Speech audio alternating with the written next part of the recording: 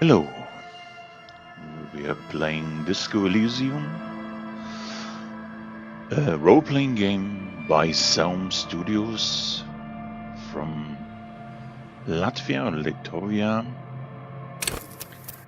where we play a detective.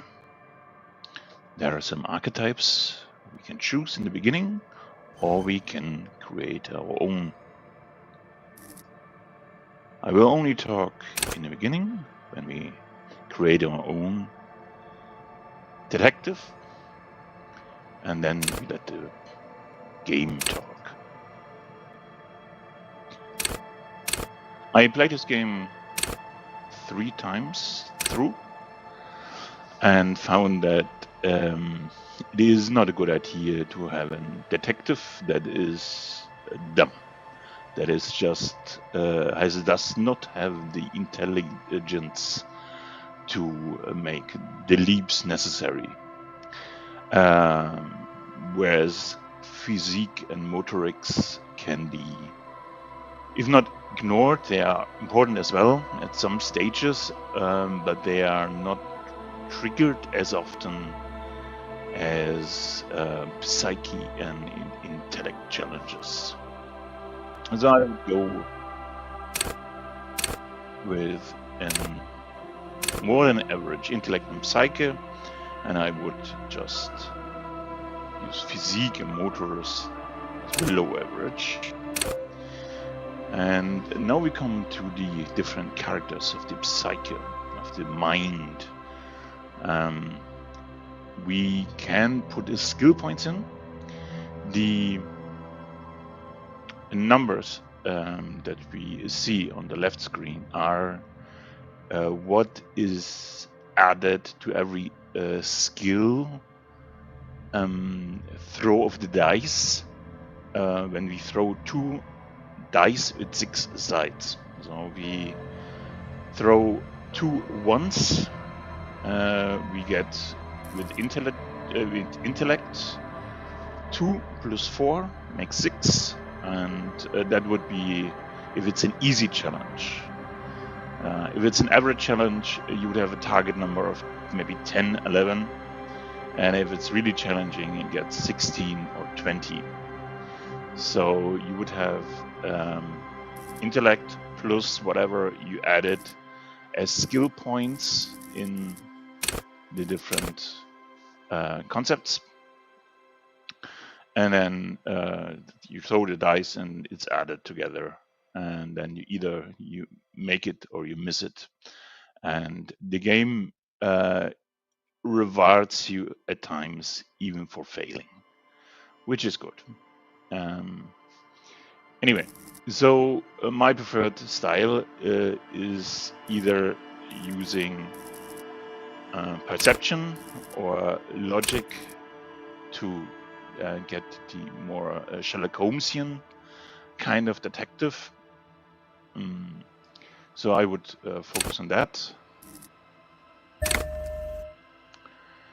I can go through all of them just so that you know what they do. Logic is just connecting dots, understanding how things function together. Encyclopedia is just pure book knowledge, remembering things.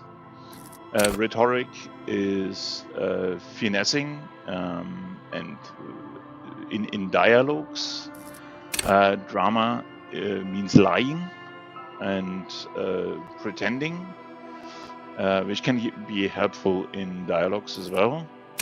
Conceptualization is understanding art, motives, and visual calculus is understanding a crime scene. So when you see where something has happened, you can imagine how things must have, how many people could have been there, and what would be the progress of the scene. Volition is how strong of mind you are.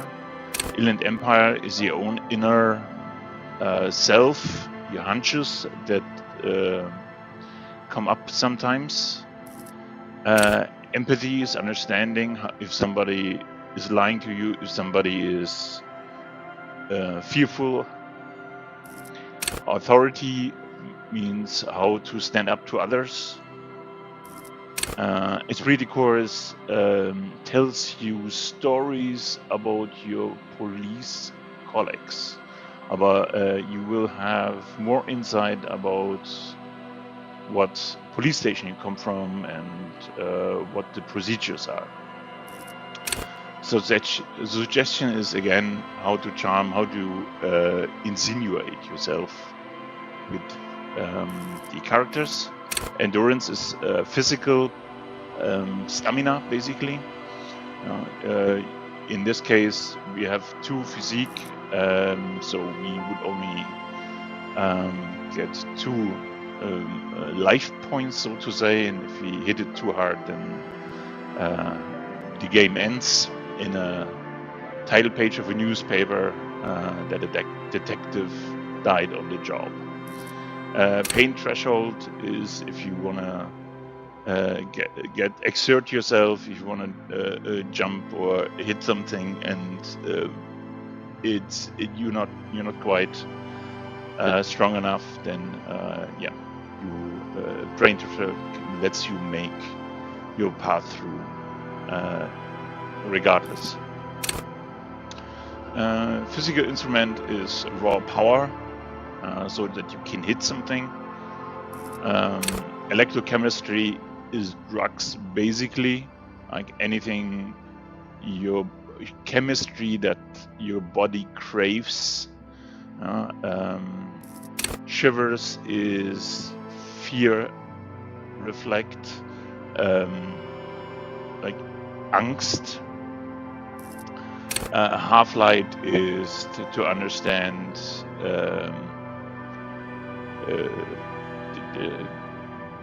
the city and the dark lights and the underworld, basically. I might have mixed them up here a little bit. Hand-eye coordination is just that. It's very good for shooting and throwing knives and all this stuff. There isn't much of it. All combat is resolved narratively, which is one of the great features of the game. So you do still do the test. There's a skill test when you want to use hand-eye coordination or shooting or something like that.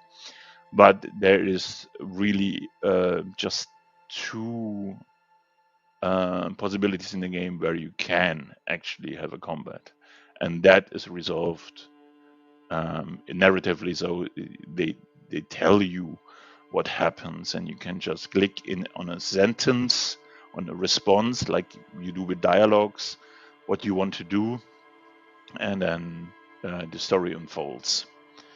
Perception helps you to see more details.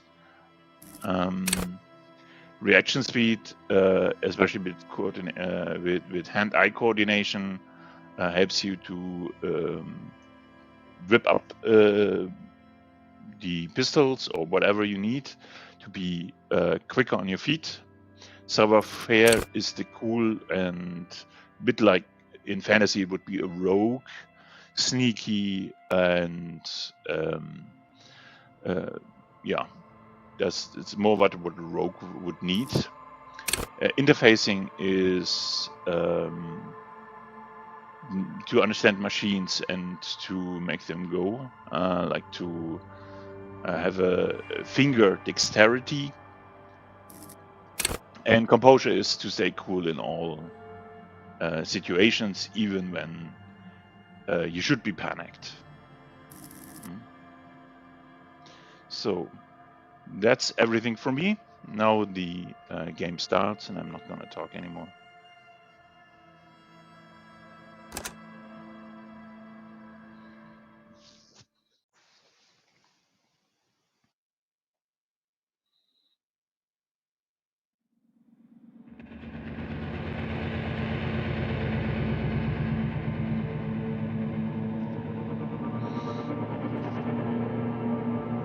There is nothing. Only warm primordial blackness. Your conscious ferments in it. No larger than a single grain of malt. You don't have to do anything anymore. Ever. Never, ever. An inordinate amount of time passes. It is utterly void of struggle. No ex-wives are contained within it. An awareness creeps up on you.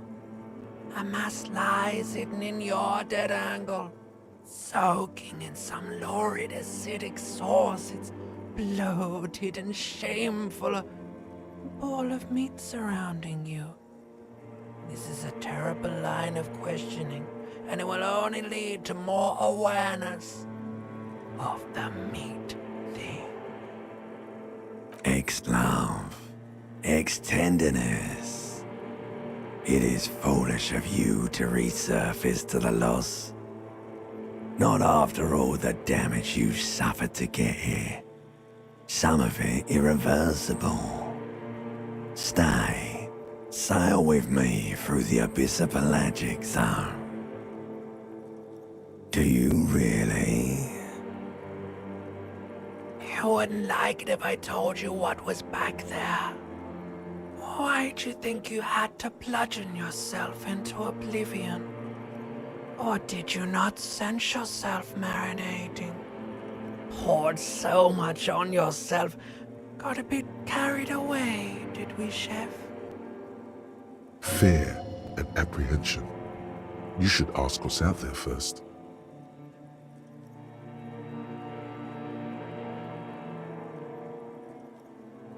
There's this giant ball there. An evil apes. And the evil apes are juking it out on the ball. You can't even make out it's a ball when you're juking it out. It's that large. Infinitesimally small. Vying for resources is just a stupid expression you picked up somewhere.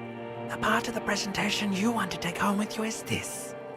You have to beat the other evil apes in the face, or you lose. Somewhere in the sore, bloated man-meat around you. A sensation. Like a fly to the ointment, your conscience sticks to it. The limbed and headed machine of pain and undignified suffering is firing up again. It wants to walk the desert, hurting, longing, dancing to disco music. You can take it. You're a champion. The stench of liquor rises from your mouth, and with it, an ungodly headache. A fiery streak penetrates your skull, trying to force your eyes open. It's a sound, a clarion call from hell. Somehow, you know what it is. A caprice to name a motor carriage.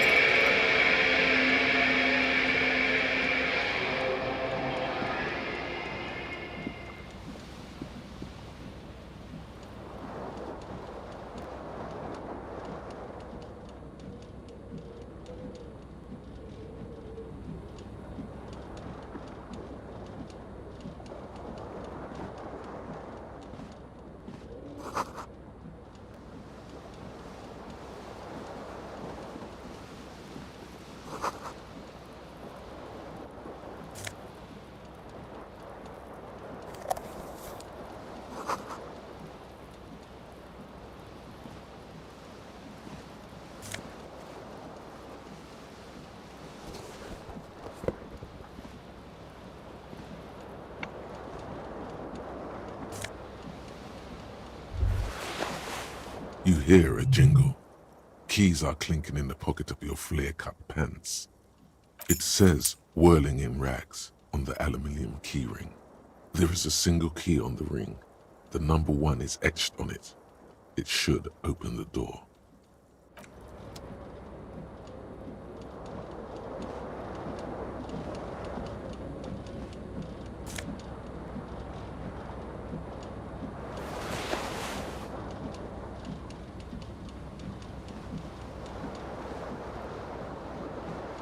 This fan has 2 chain pull switches.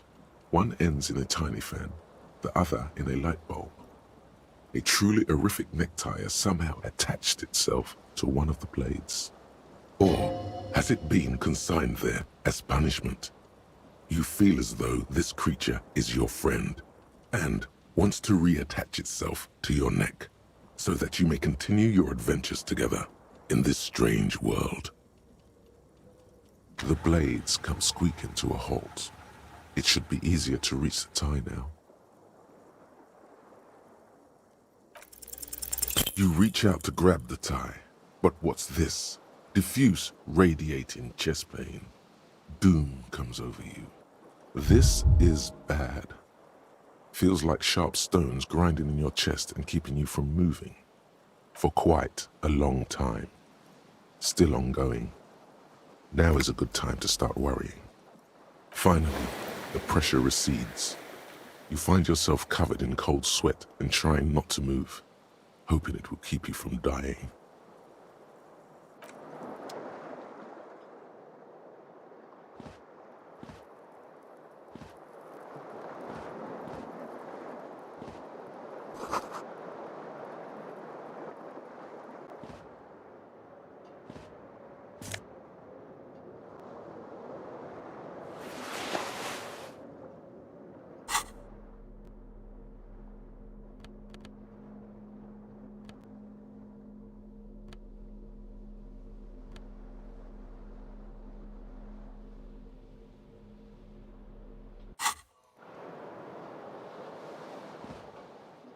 A mirror hangs above a bent and broken sink. In a fierce discharge of masculine energy, someone has ripped half the faucet off. Hot water sprays from the base and steam covers the mirror. You cannot see yourself, just the outline of a man. Suddenly, you realize you have no memory of the face that awaits you there, underneath the soft vapor. Really, all recollection of the person you are, the people in your life, and even the world you're in has drowned in a sea of blood alcohol. This was no mere night of drinking. It was a deluge of world-ending proportions. As you slowly reach your hand towards the surface of the mirror. Abort. You clearly have not thought this through. You won't like what you see there, and you will never unbecome it. Yeah, there is definitely something wrong with it. Where to even begin? There is the bloatedness, then the swollenness. It's like there's an upholstery of alcohol underneath your skin. It's not. Your nose feels like a small balloon in the middle of your face. It hurts when you honk it. It doesn't appear to be a particularly tiny nose either. Not with all the drinks it's absorbed for you. It's not. It's swollen and snail-like, wriggling between your fingers. Behold. You have no idea who this thing is, do you? Too late. You clearly have rigor mortis on your face. Oh wait, is that an expression? Are you trying to make an expression with that face? Why? Please stop. It's horrible. You're scaring yourself. Oh my God. You can't stop. It's like it's not even voluntary anymore. You have worn that grin into your face and now it won't come off. What does it even mean? What is the emotion you're trying to convey?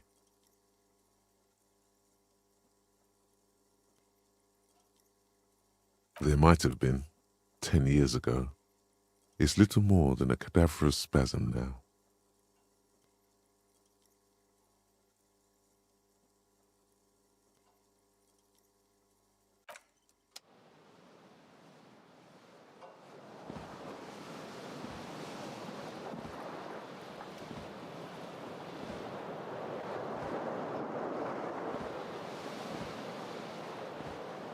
The window stands broken in its frame.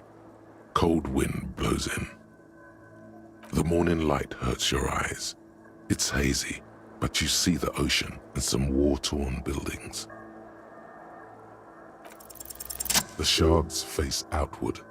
Whatever broke this window came from the inside. A fine web of scarring covers the back of your right hand, but none of it is recent. More likely a projectile than a held object. There are no fragments on the floor from pulling a tool back in after impact. Something you've done before. It is too large for a bullet, yet too small for a piece of furniture. You're looking for something heavy and larger than your fist. The single green shoe you found fits the hole almost as well as your foot. It would have also been heavy enough if thrown with force. Congratulations. You smashed the window with your own shoe. Now you only have one. If you're lucky, you could still find the other one on the balcony outside. The door to it should be outside your room. A cool wind gushes in. Your toes curl up from the cold.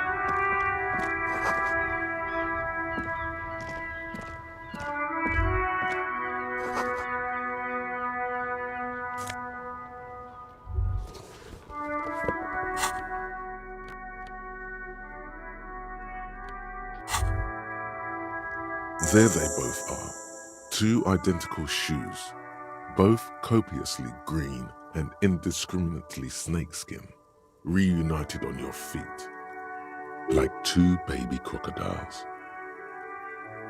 Good, they're balanced, comfy. Feels like the only good thing about you right now, truth be told.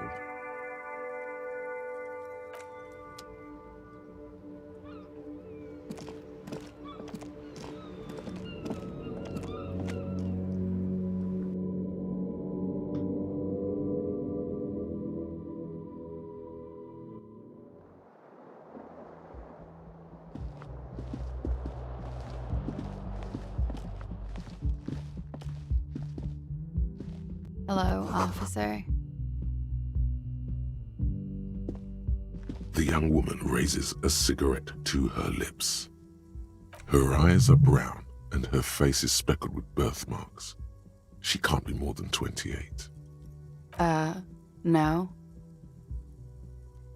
There's only one solution to this. You're a businessman.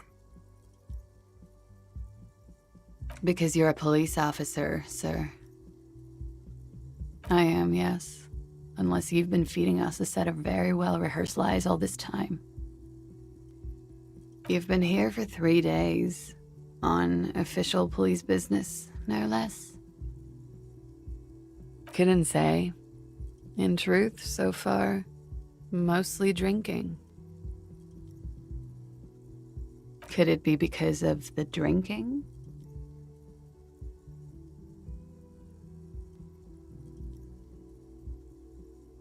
Of course. Be careful, officer. They don't like the police around here. She looks back at you, a light glinting off her eyes. Goodbye.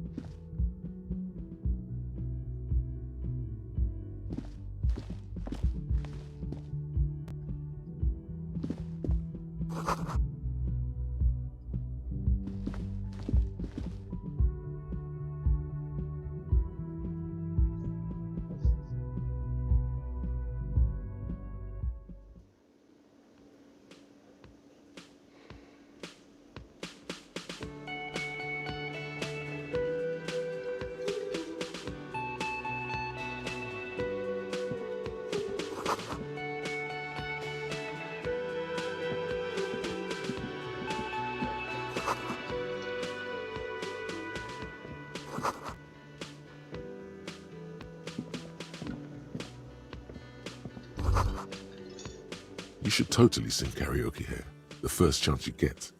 Your emotions need to be expressed. People need to know your vast, oceanic soul.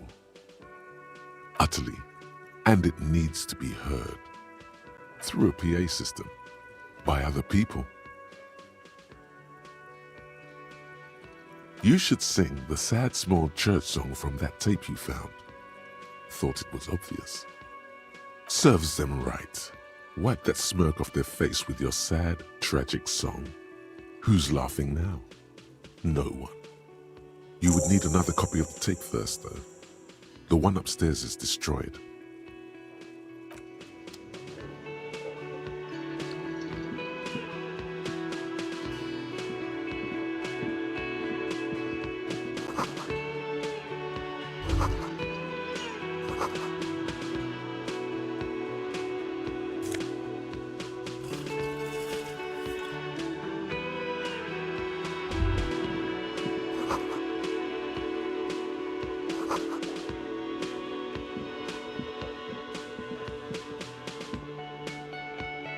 A man in his late 20s stands behind the counter, inspecting a stuffed seabird. As you approach, he gives you a sideways glance, then looks down again. That was disdain in his eyes. Even now he's purposely ignoring you.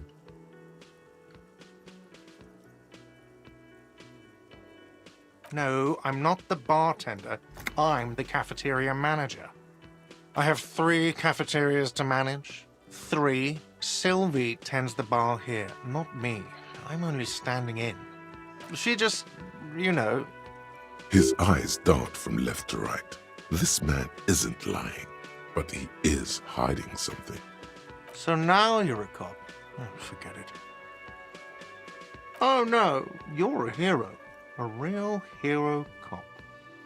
Could the massive property damage upstairs have anything to do with this? Yes, you are. A real decorated hero. What did you not do? First you took the body down, then you solved the murder, then you didn't trash my hostel room. Maybe you even negotiated the strike.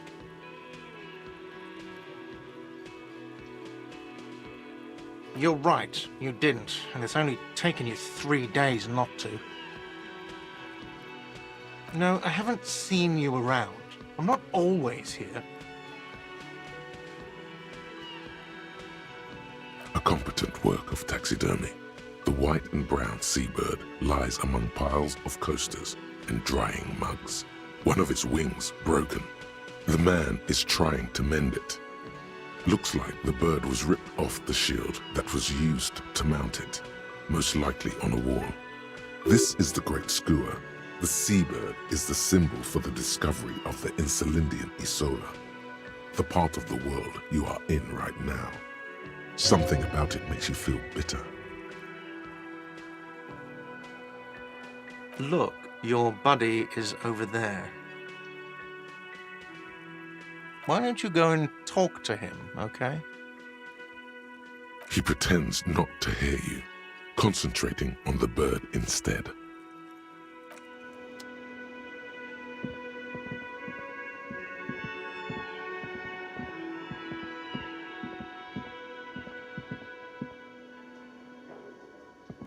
A bespectacled man in an orange bomber jacket is tapping his foot on the floor. Looks like he's waiting for someone. You. As you approach, he narrows his eyes and extends his hand in greeting. If an assault were launched on this building right now, if the windows came crashing down and the whole world descended upon you, this man would hurl himself in death's way to save you. You are sure of this, but why? He is your half-brother. Hello, I'm Kim Kitsuragi, Lieutenant, Precinct 57. You must be from the 41st. You realize he's waiting for your name. This is your chance to come up with a really good name for yourself. Get creative. Conceptualize. Raphael Ambrosius Cousteau.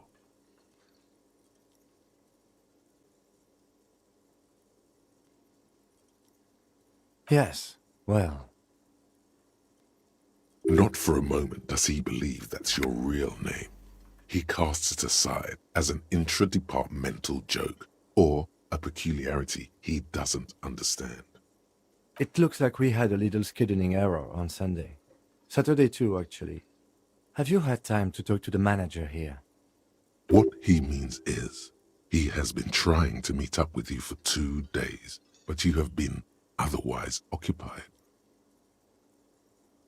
If you don't mind, we should talk to him again. Ask him for a rundown of the area. Now that I'm here as well. I understand the scene is out back, right? It also wouldn't hurt to assure him the police are finally here. In full force, I mean. Right. And the interviews? At the 57th, we like to prepare an initial list of persons of interest, and then just skim the surface. Prepare the field, get to know the players. You don't do that? Maybe it's not an inter-district practice. Okay, we'll have time for that after we take a look at the coroner's case. Have you removed the dead body from the tree? So, the body is still in the tree. This is the first time you detect a weariness in the lieutenant's voice. It is obvious he would have preferred for the body to no longer be in the tree. Where it has been hanging for 7 days straight. We should go there as soon as we are done talking to the owner.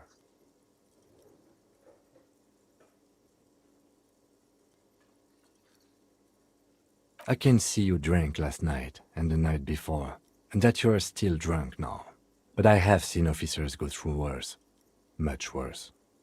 If you need something for your headache, there is a general store nearby. But as I said, the dead body should be our #1 concern. Talk to the manager. Then we go out back and take the body down.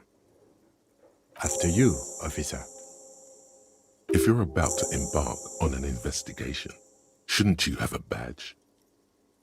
You mean you don't have a badge? Losing your identification card is a serious matter.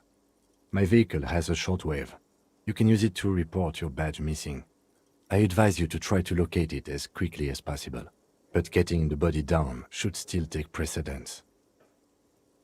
Lieutenant Kitsuragi is now in your party. You can talk to him whenever by interacting with him. Yes? What do you want to know? Maybe you can tell me what you do know to help me narrow it down a bit. Do you want me to brief you? 3 days ago, the RCM Emergencies Desk received a report about a security guard who was found hanged in Martinez. An anonymous caller said there was a dead body behind the Whirling in Rags hostel cafeteria. The cadaver had been there for 4 days. No one had come to investigate. During that time, the victim had been stripped of his belongings. The caller did not identify him, but used the word lynching. There is an ongoing labor dispute between the local dock workers and the logistics company Wild Pines. I was told we should approach the death as part of this dispute. A security guard or worker of some sort hired by Wild Pines. This was just hearsay from Martinez, of course. We need to find out the truth. To find him or her is one of our tasks here. For now, all we know is that the tone was muffled using a device of some sort. The desk could identify neither the caller's age nor sex. There's a strong prejudice against involving the RCM in what's seen as union matters. The dock workers' union is the de facto police in Martinez. Now it appears they've started executing too. We cannot allow that. That's us, the Revachol Citizens Militia. We're the police in this city. The RCM, or the Revachol Citizen Militia, is the police force you and him are part of. A self-organized peace corps of the occupied city of Revachol. The RCM operates within a legal twilight, yet its authority is rarely questioned. It's super useful to know this. That's right.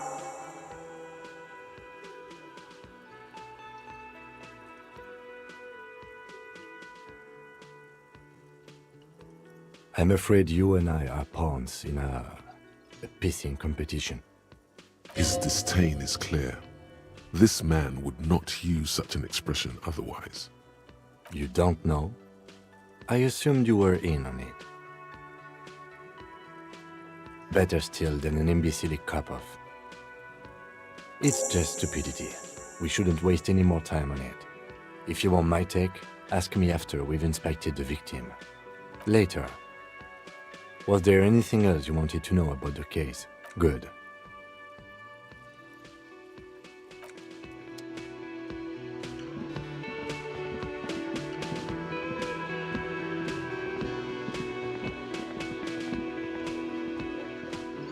The man with the unimpressive beard notices you approaching. He drops the ledger he was holding and turns to the lieutenant. Mr. Gart, right? You run this... Yes? I am Kim Kitsuragi from Precinct 57. This is an inter-district investigation, so joining me from Precinct 41... Right. Now, I know it took us a while to arrive at the scene. It also took you a while to call us and report the dead body. It was... No, I only just got here. It was probably Sylvie who called you. She usually works the bar here. I'm only temporarily taking over her duties. Do you have her number? As a matter of fact, I do. You said you just got here. From where? Are you a local? What, of Martinez? No. I live in Jamrock. I only sometimes come here to keep an eye on the place. This is just one of the many cafeterias I manage. But you still know your way around, yes? In case we need directions. Yes, I know where some things are, but as I said, I don't live here. I just used to work here. And I'm not going to start working here again, if that's what you think. I didn't imply that. Detective. He probably means this is where you step in and ask your questions. His face expresses profound doubt in your having this. Behind this building, there's a courtyard. They hoisted him up on a tree there. That's easy. See that door there? First you exit through that. Then, to your right, you should see a big hole in the fence. A really big one. You can get to the courtyard through there. No need for the keys. The hole is big enough for the Franco-Nigerian cavalry to fit through. Does he want you to feel guilty of making that hole? It's implied in his voice. I don't know who killed him. I'm not the police. That's your job. What are you, crazy? Of course I didn't kill him. Haven't you asked me that already? What is it with you and this woman? She has nothing to do with this. Okay, you got me. She went away because of the dead body out back. And because I asked for her number. That's why Sylvie went away. I hope you appreciate that. Thank you. Is it? Because I thought you were supposed to be investigating the lynching, not my employer conduct. Good for you. Was there something else? I'd like to get back to what I was doing. Let's go. Not so fast. You owe me 130 real. Oh, you don't owe me shit. Well, officer, you're right. You don't owe me shit, you owe me money. We do not need to assert ourselves here. We only need instructions from him. This is the proprietor, remember? You know, I get this all the time. Some hobo comes in here, or some backpacking arsehole off the boat. The next day, when they can't make their fees, they get aggressive. I just never thought I'd be in this shit with a cop. Please, just give me the money. Let's see. 3 nights at a tariff of 20 real comes to 60 real. Then there's the window you annihilated. The hole in the window was the first thing I saw when I came to work. So don't try to tell me you didn't. That will be 40 real in damages. Another thing you've annihilated is half the bar. You've run a tab of 30 real. Actually more, but We'll round it down to 30 for your hard work maintaining the stability and order of Revachol. That's 60 plus 40 plus 30 equals 130 real. And yes, real is still money. What are you, brain damaged?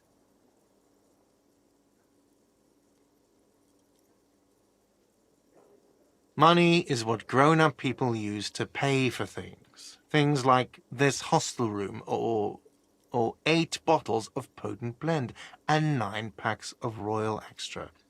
We use it for everything, really. Yes, it is. No, you see, that's 40 cents. Cents are a form of currency 100 times smaller than the real. I'm not even going to take this. Come back when you have 130 real. The cafeteria manager stands silently, looking at the coppers on the counter before him. Isn't it evil? The order of magnitude between what is asked of a person and what they have? It does, doesn't it? There's a shuffle of nylon as Lieutenant Kitsuragi looks for something in the pockets of his orange bomber. That's cop 4. I haven't offered to pay because I don't have any money either. I'm sorry, but he has to pay. I can't let him stay here any longer if he doesn't. If he doesn't have the money by tonight, then... Officer, maybe you're better off working this from home for now. You live in Jamrock, right? It's not that far away. You mean somewhere else to run up a huge debt? I don't think so. The union squeezed most places out of business to fund the strike. You're better off home. Officer, you really need to take this up with your station. I have a shortwave radio in my car. Call them, ask for assistance. We have to get this investigation started now. Good luck. By the way, where is home? The address is coming up blank, and this place sure isn't it.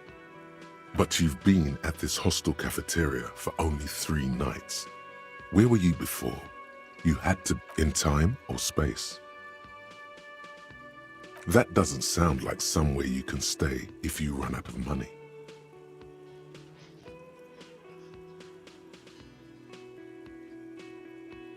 You can try.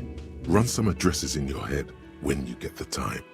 Maybe a street or an apartment will appear.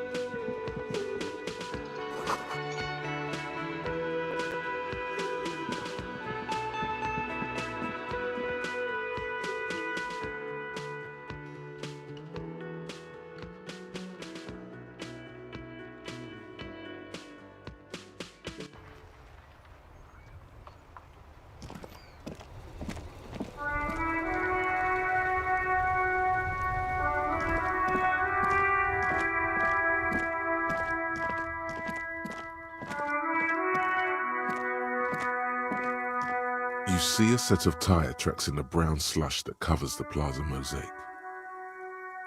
Cop habit. You look at everything. This isn't case-related, you think. Hard to say. Your vision is blurred and you're having difficulty concentrating thanks to your relentless hangover. The tire tracks were left here by an unknown event that took place some days ago. It's a message, written in the language of burnt rubber. Some of that rubber stuck to the tiles right in front of the whirling in rags. This is point A. The driver started there, and then accelerated straight into the fence, left a hole big enough for the Franco-Nigerian cavalry, according to the cafeteria manager. Why that pang of guilt again? The hole in this fence doesn't look that huge. The driver proceeded to back out of the yard. barely stopping before hitting the adjacent building. Before heading south. Must have been in a hurry. You are correct. This is a rather motor carriage-friendly city. Somehow that makes you feel scared. You don't know why.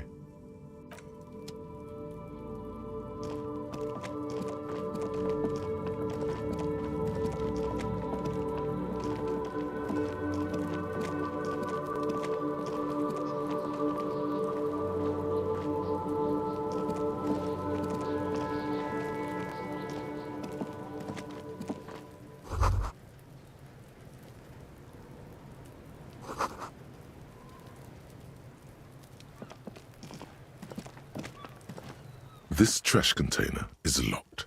The sliding lid has a padlock that says, "Whirling in rags." There's something in there, not necessarily connected to the case, but still. The body is downwind from here. Maybe you prefer the smell of garbage to the smell of death.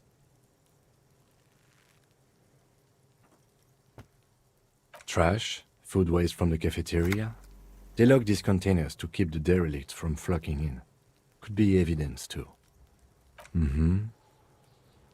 We could try using a pry bar.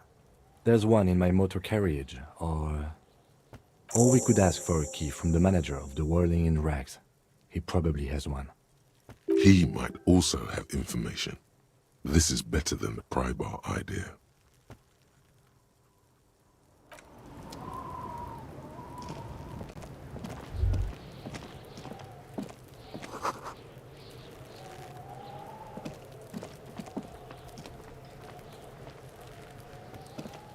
There are several footprints in the mud, left by work boots.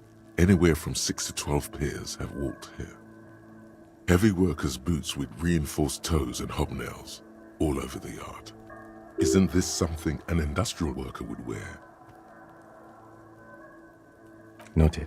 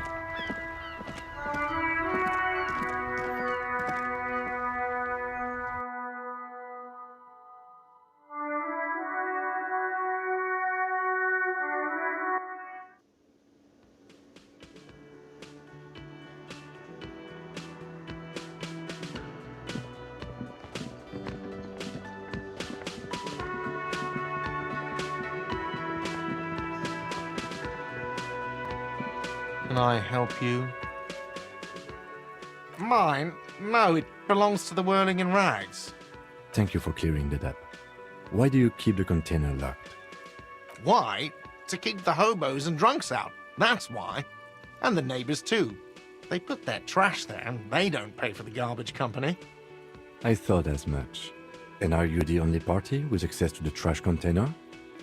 Well, yes. Us and the garbage disposal company.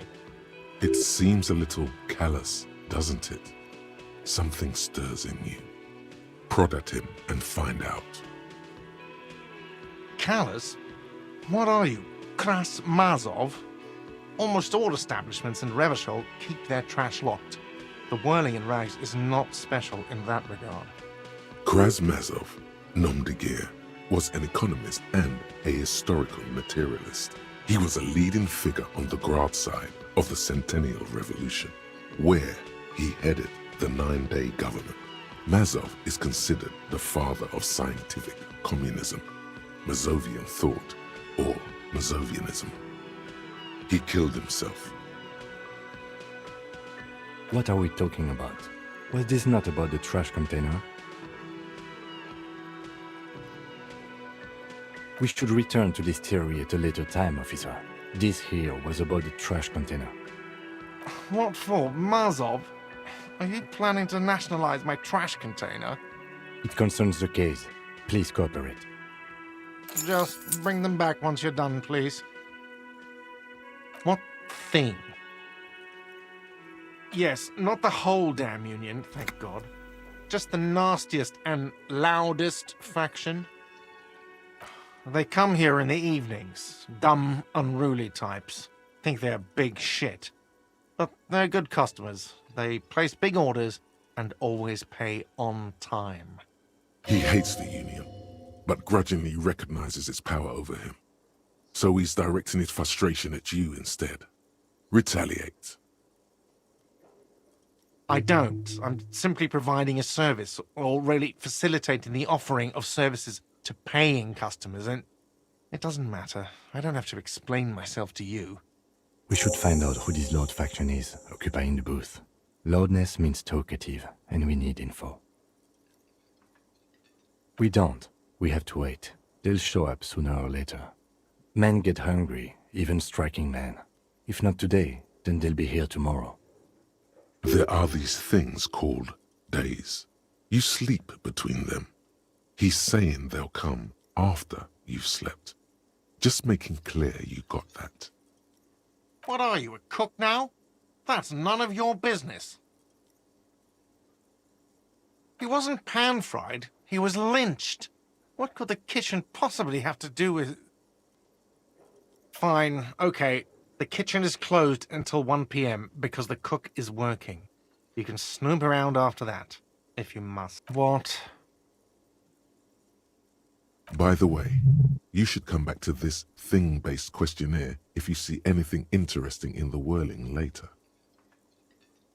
Absolutely out of the question. You wait and see, cafeteria manager. Absolutely in the question. First we find a sad banger. Then we sing this place to shit. Your body is ready, sire.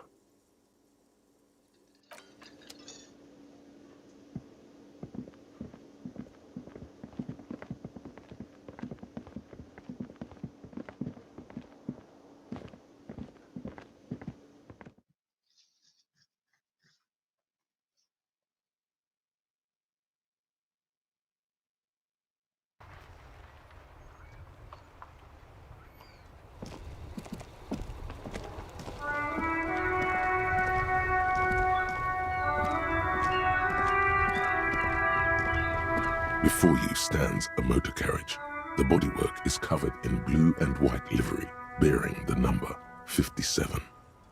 Vapor emanates from the large engine on the back of the vehicle. It hasn't had time to cool off yet. This must be the infernal machine that tore you from oblivion. The Caprice Kinema motor carriage. In the cabin, you are welcomed by a set of steering levers, a radio microphone on a hook, a pull-out toolbox under the seat, and the soft glow of the fuel preheater gauge. A metallic drawer slides out from under the seat and clicks into place. The tools inside are neatly organized.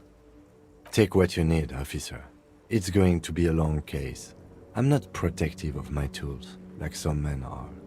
He's clearly a little protective of his tools. But what can you do? Work is work. The pry bar feels nice and cold in your hand, heavier than you'd think. Useful for opening all sorts of doors and lids. The handles are long and sleek. Snap, snap go the cutters in your hand. It's robust, weatherproof, and well-made. Police issue, blue. Lets you see things in the dark you would otherwise miss. The pull-out toolbox slides back into its nest. Preheater gauge casts a warm glow on the steering levers and the radio on its hook. The white suede feels luxurious under the touch, and the metal clutch handle so very familiar in your palm. As you tap on the gauge, the indicator pin jerks as if startled. It's in the large orange sector, indicating the engine is warm. Next to the gauge is a red switch labeled heat. There's no use pressing the heat button. It won't start without the ignition key. Translation.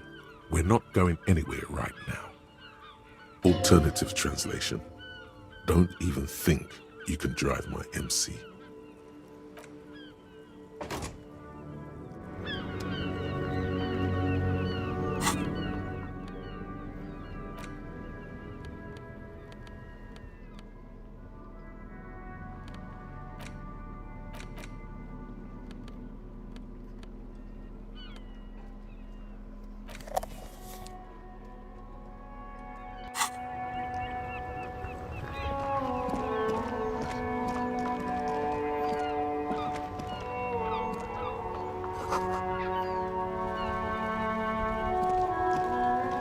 The RCM in Martinez.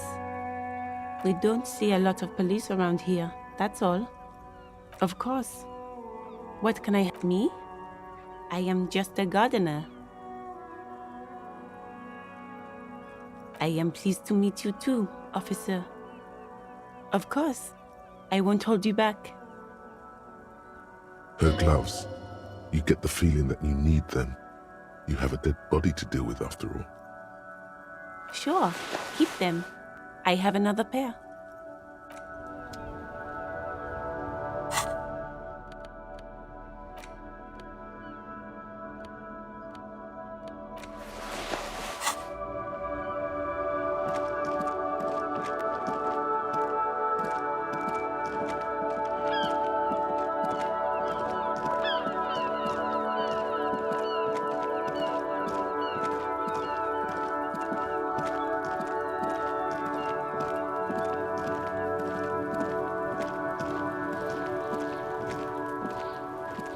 This trash container is locked. The sliding lid has a padlock that says, whirling in rags. With a well-oiled crack, the lock pops open. It should now be possible to simply raise the lid. Don't. Maybe you shouldn't. There is, but you won't like it. The smell of rotten food rises to greet you. You see soggy cartons, dirty rags, and organic waste. We're just in time. This hasn't been emptied for over a week. Among the threadbare kitchen towels, something catches your eye. A pair of denim trousers. As the legs of the slime-covered jeans begin to unspool from the garbage, a rank corpse smell fills the air. The victim's clothes? Cadaverine odor is faint. If these belong to the deceased, they were removed when he was still in the early stages of decay. Drop them in here, officer. Guitar marked blue jeans. Pockets empty or emptied. He wore them with a belt, too, a white belt. The loops appear stretched, but the belt is missing. That's it. Do you see anything else in there? I have another bag here. Something slimy catches your eye. A drab, long-sleeved shirt, olive-colored, appears from the food waste, dripping. This is a military-type overgarment. No label or serial number. This is the kind of rib-knit shirt that's worn over light armor to conceal it in an urban scenario. Anything more? The rest of the rags are just kitchen variety waste. A yellow old mug that catches your eye. But other than that... All right. We should go to Gart again and ask if he knows who put the clothes in the trash. It could be as simple as someone from the hostel cleaning the yard. Or that one. I'd advise... Not really. All we know is the victim's clothes are in the trash. The lid was locked and his establishment had the key. It's just a small loose thread. The fuck's he on about? Kids? You hear that, Kuno? He thinks you're an infant or something. See? The lieutenant nods, then looks back into the trash container. You see milk and egg rest with one broken egg in it. A box falls into pieces in your hands. Batiste Soleil cereal. There are plastic pasta packages below, and turbo noodles. Nothing of note, however. You pick out a broken mug with an oddly racist depiction of the yellow man frolicking in saffron.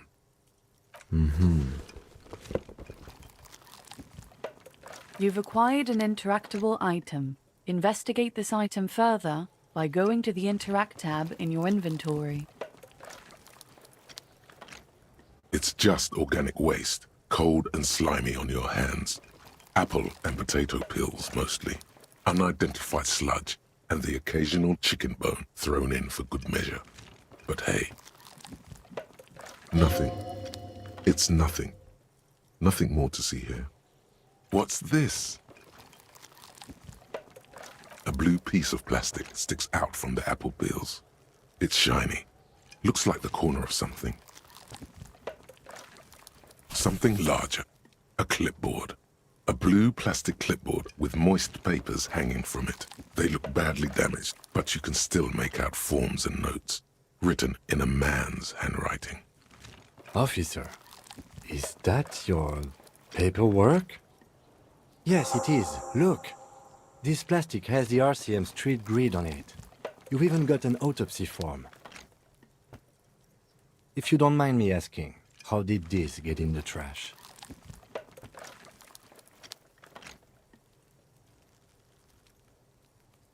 Well,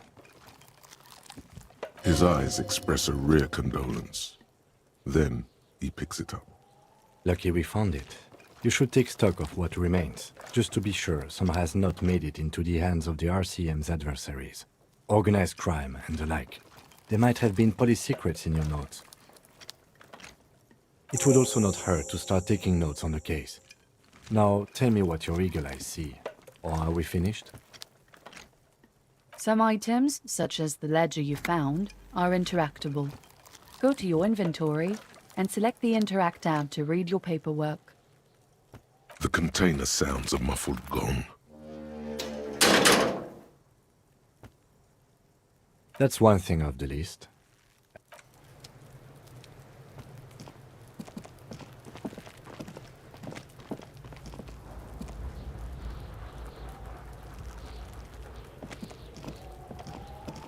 There are several footprints in the mud, left by work boots. Anywhere from 6 to 12 pairs have walked here. Maybe more than 12. No, 8 pairs of boots have shuffled back and forth in the mud. 1. Standard work boot, steel reinforced toes, number 46. 2. Standard work boot, steel reinforced toes, number 44. 3. Hobnailed work boot, steel reinforced toes, number 43. 4. Standard work boot, number 45 or 46? You don't know.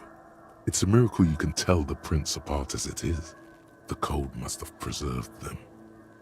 5. Another standard work boot, steel reinforced toes, number 44. 6.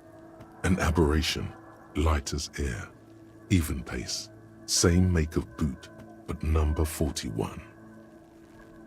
Impossible to tell. Could also have been an adolescent. The gait is undeveloped. You're not bad. It's as if the whole world darkens.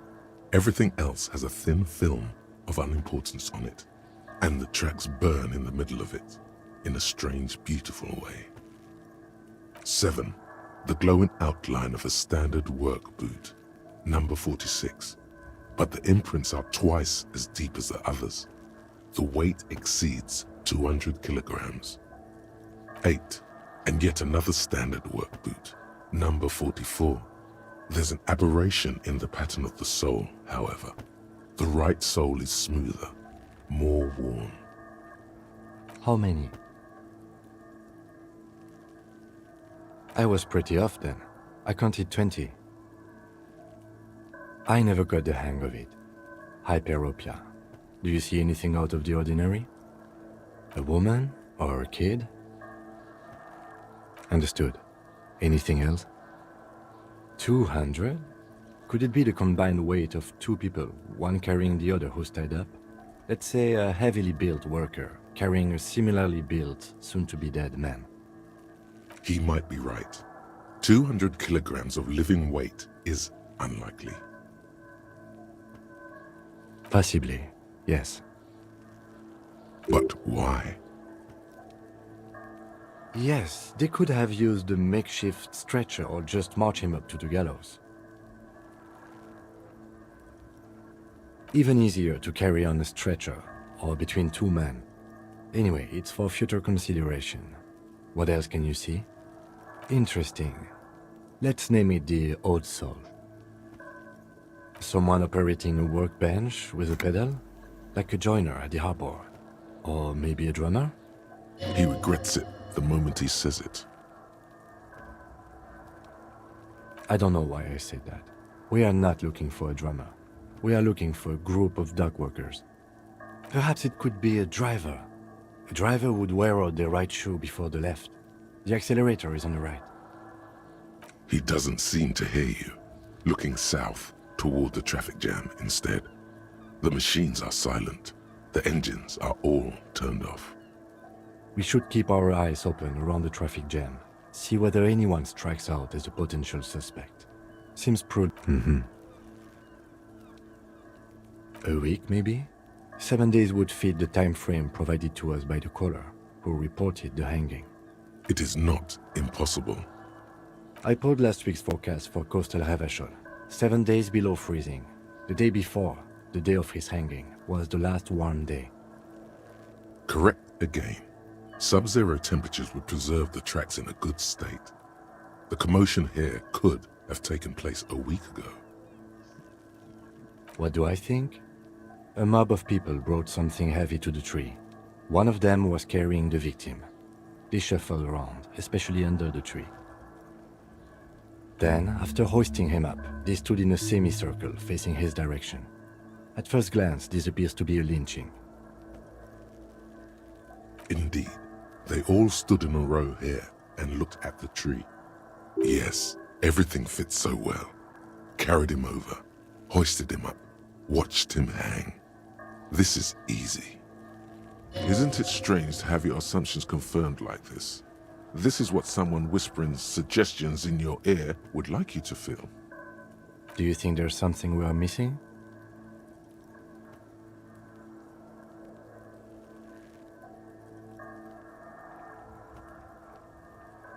It does. I shouldn't have assumed in the first place. The caller could have lied. The whole thing could be misreported. Should we take another look? Or go?